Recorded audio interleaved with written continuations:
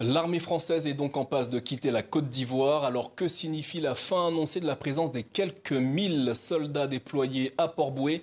Nous posons la question à Antoine Glaser, journaliste et essayiste auteur avec Pascal Hérault de l'ouvrage Le piège africain de Macron aux éditions Fayard.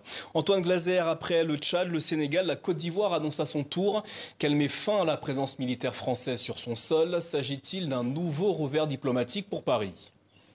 Oui, mais en même temps, c'est un revers diplomatique pour Paris, mais c'est aussi parce qu'on est quand même dans une nouvelle période historique et on voit bien que c'est une période, je veux dire, il n'y avait plus aucune raison qu'il y ait encore des drapeaux français avec des bases militaires françaises en Afrique, en dehors de Djibouti, qui est vraiment tourné vers le proche Moyen-Orient, qui est totalement autre chose, où il y a le monde entier, les Américains, les Chinois.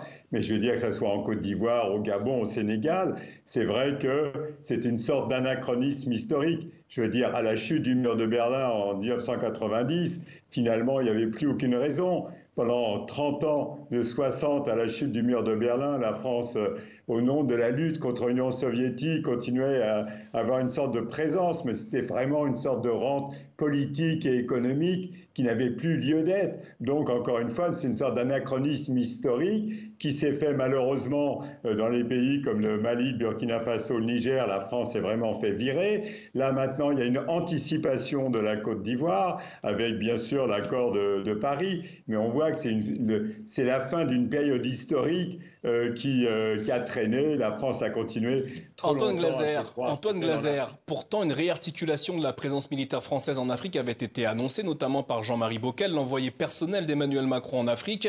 Le pouvoir français a-t-il fait une croix sur ce projet?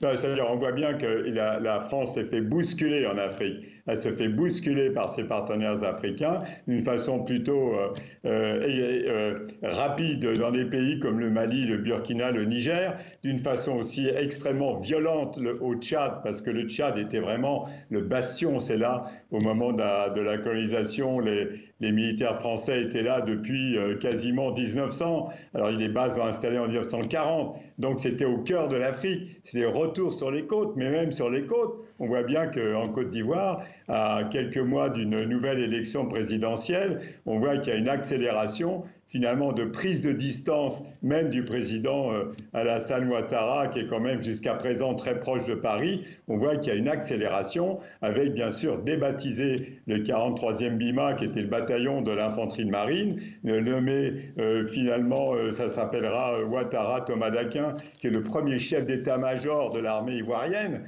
Donc on voit qu'il y a une accélération, une vraie inquiétude par rapport finalement à cette jeunesse africaine en recherche de souveraineté, et que les chefs d'État, ils accélèrent. Et donc, on voit bien que Paris est complètement maintenant marginalisé. Alors justement, Antoine Glaser, pour certains Africains, le départ de l'armée française constitue une rupture historique et salutaire. Peut-on voir les choses ainsi ?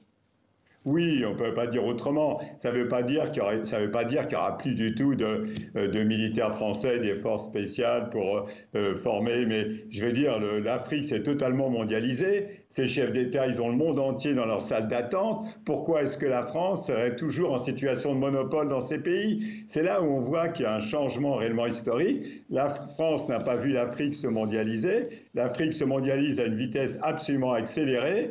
Et donc, je veux dire, la France, encore une fois, est restée beaucoup trop longtemps à se croire chez elle sur un continent mondialisé.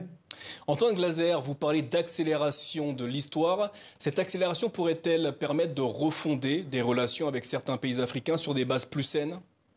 Il va falloir quand même déjà changer d'attitude.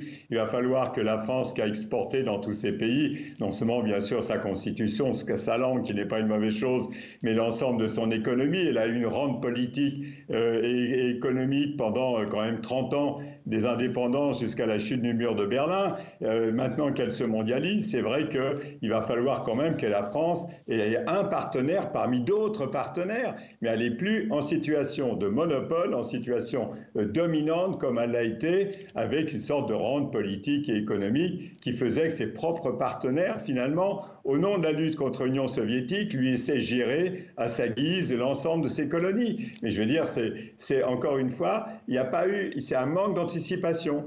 Au moment de la chute du mur de Berlin, tout le monde regardait la réunification de l'Allemagne et la France a pensé qu'elle pouvait continuer à rester chez elle en Afrique ad vitam aeternam, comme avant. Mais sauf qu'elle s'est trouvée hors sol par rapport à une Afrique qui se mondialisait alors qu'elle-même se bunkérisait. Donc ce n'était pas possible qu'il n'y ait pas des changements majeurs, rapides et radicaux comme il y a actuellement. Maintenant que la fin de la présence militaire française est annoncée, quelle pourrait être la manière pour Paris, pour la France, d'être présente sur le continent africain? Quelle pourrait être son influence?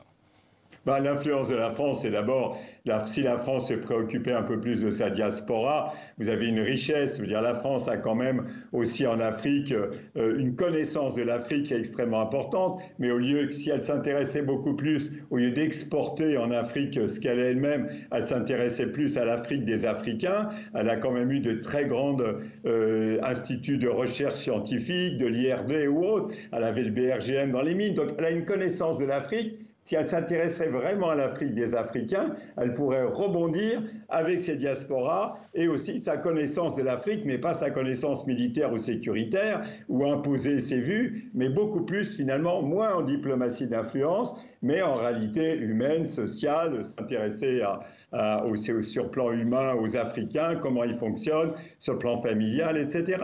Il y a vraiment une refondation nécessaire. Antoine Glaser, merci d'avoir répondu à nos questions. Ce soir, je rappelle le titre de votre ouvrage, Le piège africain de Macron, à retrouver aux éditions Fayard. Merci à vous.